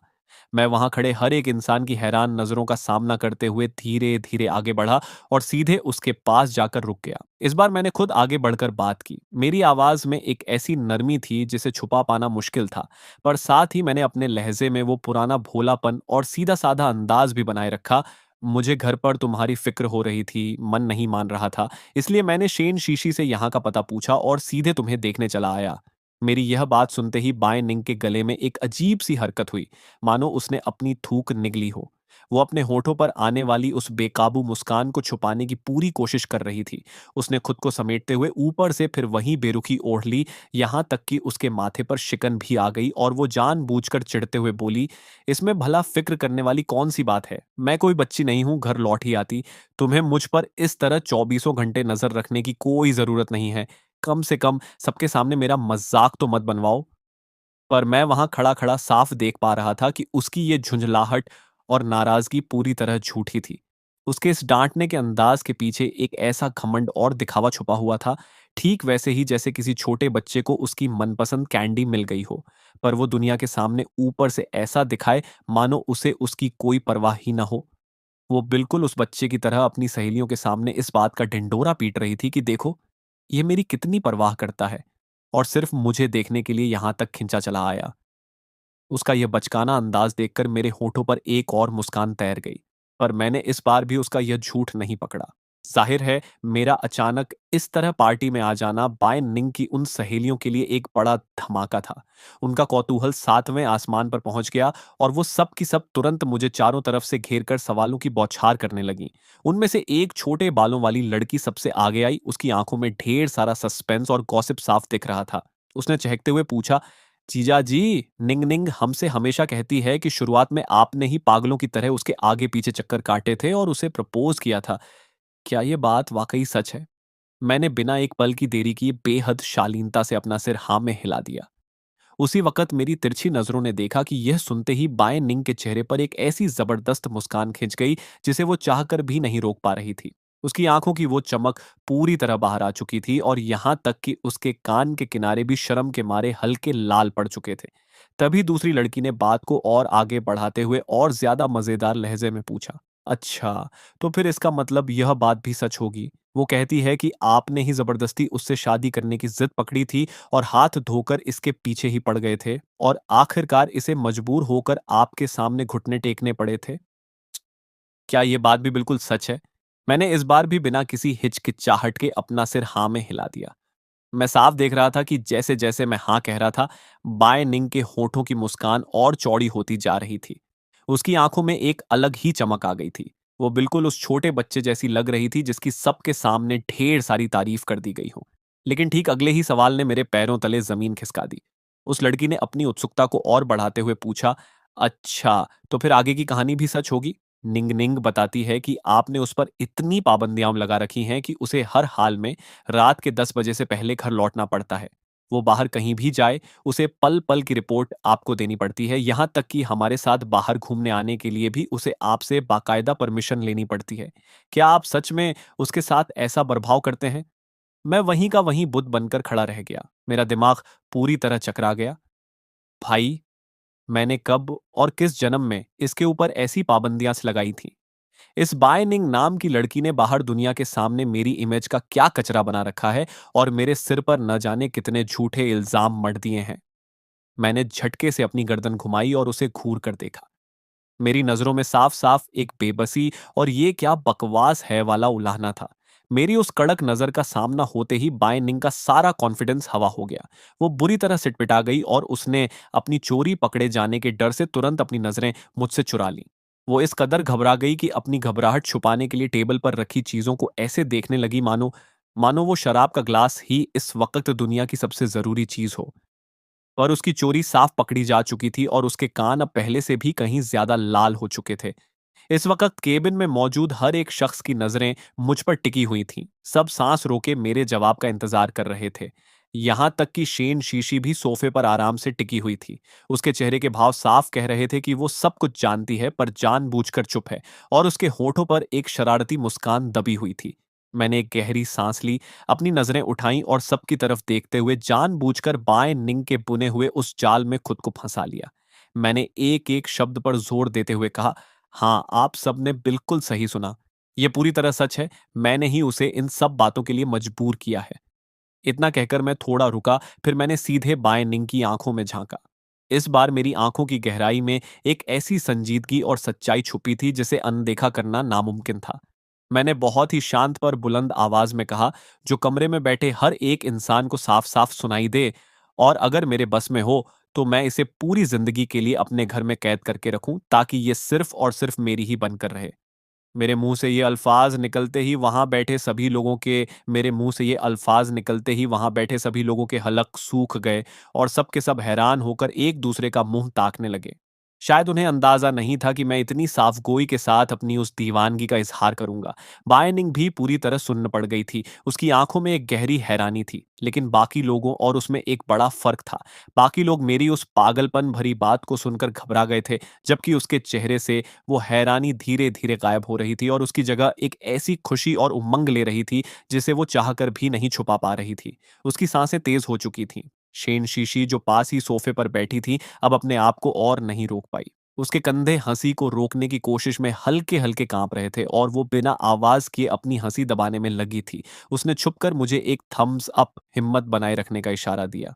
कुछ सेकंड्स तक तो बाय निंग बस अपनी ही दुनिया में खोई रही और फिर अचानक जैसे उसे होश आया, उसने बड़ी तेजी से अपने हाथ की घड़ी की तरफ देखा और हड़बड़ाहट में झटके से वो चीज उठाई जो उसके पास ही रखी थी। उसने हड़बड़ाहट में पास में रखा अपना कोट उठाया, झटके से खड़ी हुई और मेरे पास आकर अपनी नजरों से मुझे तुरंत वहां से निकल चलने का इशारा करने लगी। उसकी जुबान पर अब भी वही पुराना अड़ियलपन था, चलो अब यहां से निकलो। मैं तो अभी-अभी वहाँ पहुँचा था और मैं उसके साथ कुछ पल और बिताना चाहता था। इसलिए मैंने जानबूझकर बात को बढ़ाते हुए कहा, "अरे! इतनी क्या जल्दी है? थोड़ी देर और बैठते हैं ना, देखो सब लोग कितनी मौज-मस्ती कर रहे हैं।" ये सुनते ही बाय-निंग ने एक ठंडी सांस ली और मुझे कड़क नज़रों से घूरते हुए अपने उसी नखरेबाज और शक्की अंदाज में बोली, "तुम मेरे साथ ये जाल बिछाने, DOUG5 की कोशिश बिल्कुल मत करो। रात के 10 बजने में सिर्फ 20 मिनट बचे हैं और यहाँ से घर पहुँचने में पूरे 18 मिनट लगते हैं। मुझे अच्छे से पता है कि अगर ज़रा-सी भी देर हुई तो तुम घर जाकर मेरे साथ क्या हश्र करोगे।" उसका ये ड्रामा देखकर मैं मन ही मन बुरी तरह हँस पड़ा और साथ ही मुझे हल्का-सा गुस्सा भी आया। अब जाकर मुझे पूरा माजरा समझ में आया था कि इन पिछले 2 सालों में बाहर दुनिया और दोस्तों के बीच मेरे ज़ालिम और तानाशाह होने की जितनी भी अफ़वाहें उड़ी थीं, वो सब किसी और ने नहीं बल्कि इसी लड़की ने खुद फैलाई थीं। और इस सब के पीछे उसकी सिर्फ़ एक ही बचकानी ज़िद थी, अपनी सहेलियों के सामने यह दिखावा करना कि मैं उसकी कितनी परवाह करता हूँ और उसे खोने से कितना डरता हूँ। मैंने बेबसी में अपना सिर हिलाया और बिना कुछ कहे चुपचाप खड़ा हो गया। हम दोनों ने वहाँ मौजूद सभी दोस्तों को बाय कहा और केबिन से बाहर निकल आए। बाय निंग आगे-आगे चल रही थी और उसकी चाल देखकर कोई भी कह सकता था कि वह बहुत जल्दी में है। लेकिन मैं उसकी उस दिखावे की हड़बड़ाहट को साफ पकड़ पा रहा था। वह जानबूझकर अपने कदम धीरे-धीरे बढ़ा रही थी, मानो अनजाने में ही सही पर वह मेरे उसके साथ आने का इंतज़ार कर रही हो। उसे इस तरह चलते देख अचानक मेरे दिल में उसे थोड़ा और सताने और मज़े लेने का ख़्याल आया। मैंने अपनी रफ़्तार बढ़ाई, तेज़ी से 2 कदम आगे बढ़कर उसके बिल्कुल करीब पहुँचा और उसके कान के पास हल्के से फुसफुसाया। मेरी आवाज़ में साफ एक शरारत और मज़ाक का अंदाज़ था। "अच्छा सुनो, रास्ते पर चलते वक़्त तुम्हारा इस तरह रुक-रुक कर मेरा इंतज़ार करना, क्या यह भी मैंने ही तुम पर ज़बरदस्ती थोपा है? सच बताना।" मेरी यह बात सुनते ही बाइनिंग का पूरा शरीर एक पल के लिए मानो वहीं थम गया। वह बुरी तरह सकपका गई, क्योंकि इस बार मैंने सीधे उसके दिल की चोरी पकड़ ली थी। अपनी चोरी पकड़े जाने पर वह बुरी तरह झल्ला उठी और उसने गुस्से में अपनी बड़ी-बड़ी आँखों से मुझे घूर कर देखा। उसने मुँह से तो एक लफ्ज़ भी नहीं निकाला पर पैर पटकते हुए अपनी रफ़्तार इतनी तेज़ कर दी मानो वहाँ से भाग जाना चाहती हो। इस वक़्त उसके कान के पीछे का हिस्सा शर्म और गुस्से के मारे बिल्कुल टमाटर की तरह लाल हो चुका था। मैं वहीं खड़ा-खड़ा उसके उस गुस्से से लाल-पीले होते बैक प्रोफ़ाइल, पीठ को देखता रहा और मेरे होठों पर खिंची वह मुस्कान अब एक गहरी हँसी में बदल गई। मुझे इस वक़्त वह अपनी इस नादान ज़िद और नखरों के साथ दुनिया में सबसे ज़्यादा प्यारी लग रही थी। वह आगे भागती रही और मैं बिल्कुल आराम से मध्यम कदमों से उसके पीछे-पीछे चलने लगा। मैंने उसे आगे और नहीं चिढ़ाया, बस चुपचाप उसे अपने सामने चलते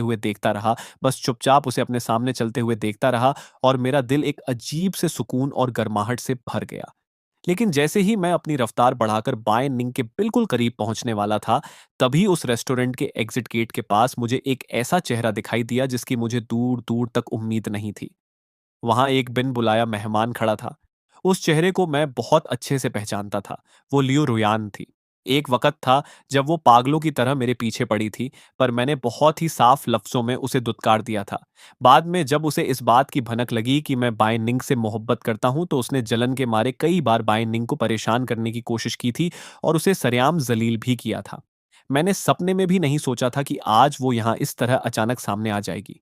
मुझे नहीं पता था कि इस वक़्त लियू रुयान और बाय निंग के बीच क्या बात चल रही थी, पर दोनों के तेवर देखकर साफ लग रहा था कि मामला बेहद गंभीर है। दोनों के चेहरे गुस्से से तमतमाए हुए थे और वहाँ की हवा में मानो बारूद खुला हुआ था। मैं बिना एक पल गँवाए तेज़ी से उनकी तरफ बढ़ा और जैसे ही मैं उनके करीब पहुँचा, मेरे कानों में लियू रुयान की वो कड़वी आवाज़ पड़ी। वो बाय निंग की तरफ उँगली उठा-उठाकर बेहद घटिया और ओछी बातें कह रही थी। उसकी आवाज़ में साफ एक नफ़रत और हिकारत थी। वो चीख कर कह रही थी, "बाय निंग, तुम्हारी औकात ही क्या है? तुम तो बस दूसरों के टुकड़ों पर पलने वाली एक एहसान फरामोश औरत हो। तुम तो बस दूसरों के टुकड़ों पर पलने वाली एक एहसान फरामोश औरत हो। महज़ इस खूबसूरत चेहरे के दम पर फांग परिवार की बहू बनकर बैठ गई हो और दिन-रात फांग युआन के पैसों पर ऐश कर रही हो। पर याद रखना, जिस दिन उसका मन तुमसे भर गया ना, वो तुम्हें दूध में से मक्खी की तरह निकाल फेंकेगा।" मैं चुपचाप पीछे खड़ा यह सब सुन रहा था। मुझे लगा था कि ल्यू रोयान की यह कड़वी और जहरीली बात सुनकर बाय निंग आग बबूला हो जाएगी, गुस्से में उस पर चिल्ला उठेगी। पर भाई, जो आगे हुआ उसने तो मेरे होश ही उड़ा दिए। बाय निंग ने जैसे ही ये बातें सुनी, उसके चेहरे पर गुस्से का एक कतरा तक नहीं आया। इसके उलट उसके होठों पर एक बेहद नखरेबाज, घमंडी और कातिलाना मुस्कान तैर गई।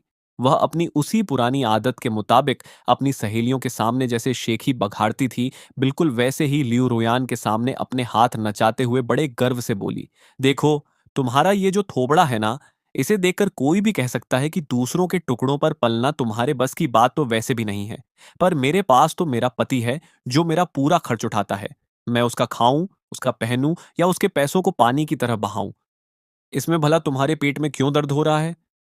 उस वक़्त उसका वो अंदाज़ ऐसा था कि अगर उसके पीछे कोई दुम, पूँछ होती, तो वो यकीनन आसमान छू रही होती। उसकी आँखों की गहराई में उसकी आँखों की गहराई में वो घमंड और जीत की खुशी इस कदर साफ थी कि छुपाए नहीं छुप रही थी।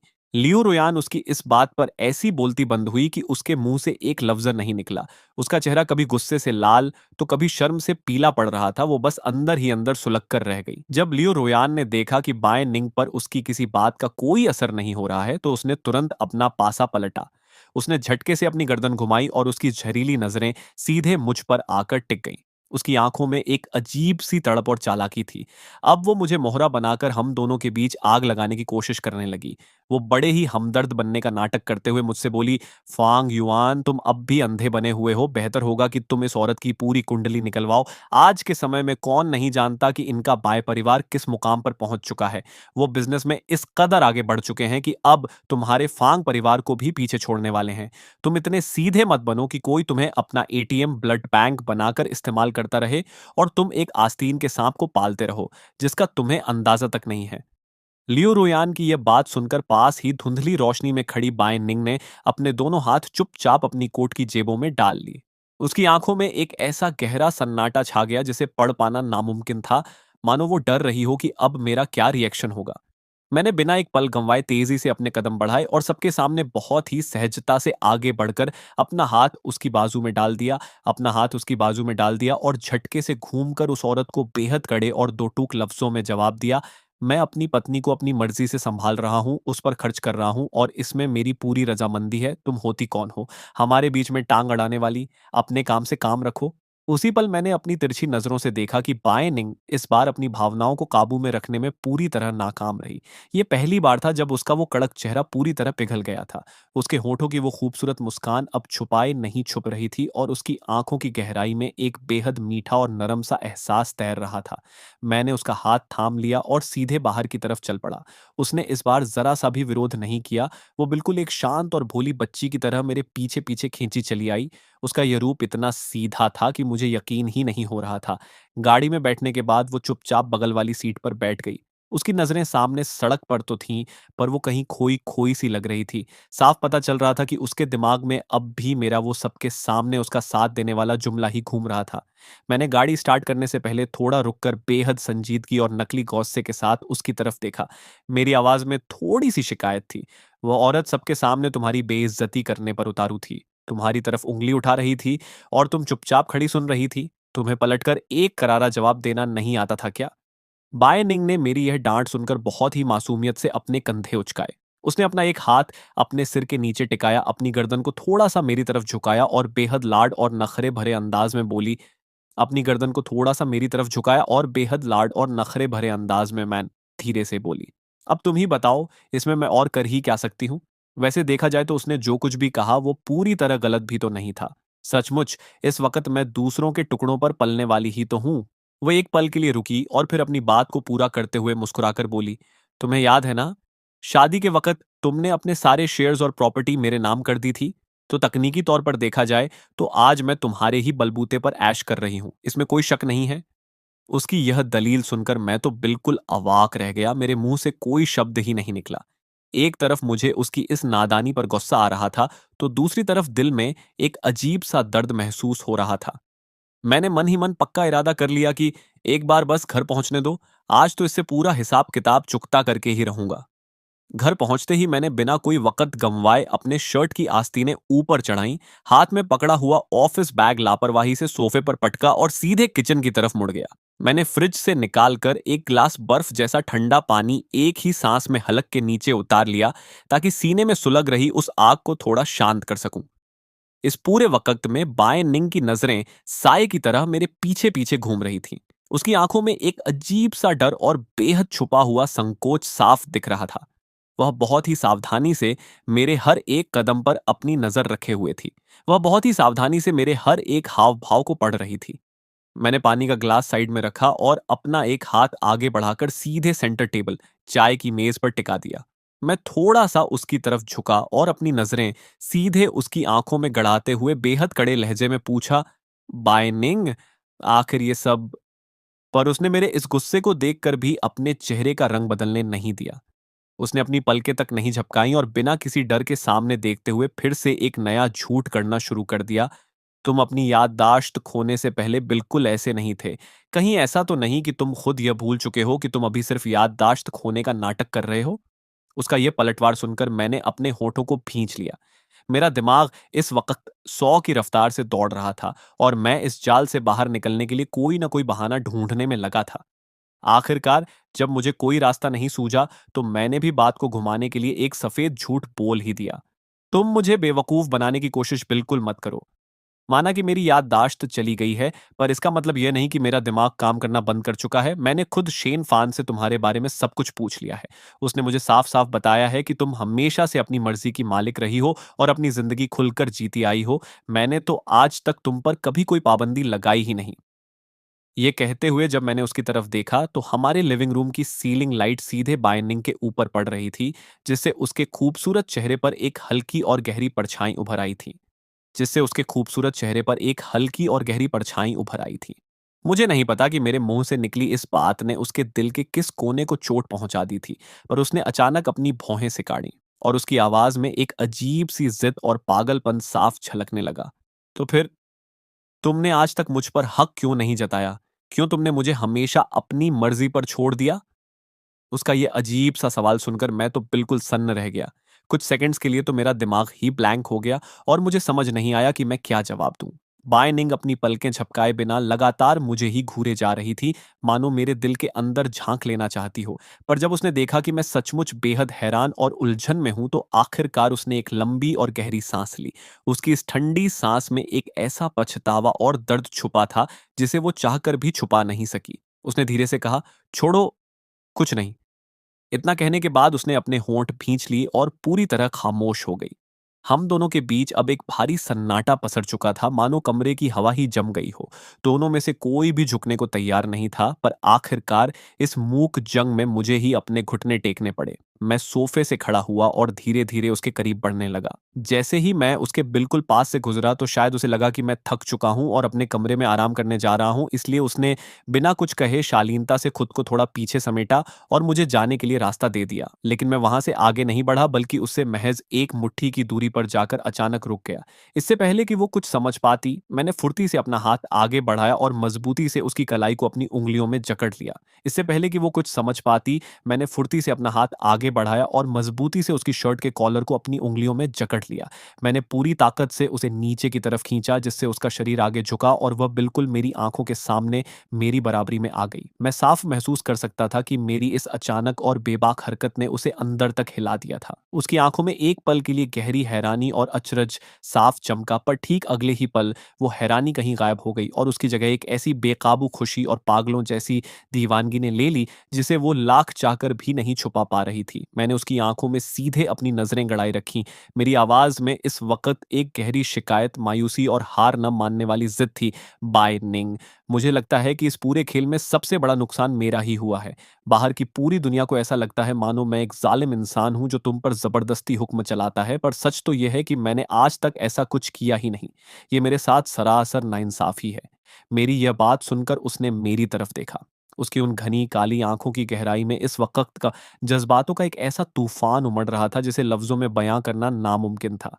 उसने अपने होठों को थोड़ा-सा सिकाड़ा और अपनी आवाज़ की टोन को हल्का-सा बदलते हुए बेहद कातिलाना और मदहोश कर देने वाले अंदाज़ में पूछा, "अच्छा, तो फिर अब तुम क्या करना चाहते हो?"